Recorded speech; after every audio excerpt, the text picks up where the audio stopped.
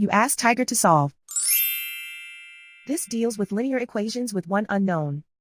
The final result is m equals 11 over 2. Let's solve it step by step. Simplify the expression. Simplify the arithmetic.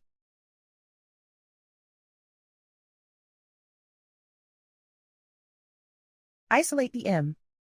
Divide both sides by -4. Cancel out the negatives. Simplify the fraction. Cancel out the negatives.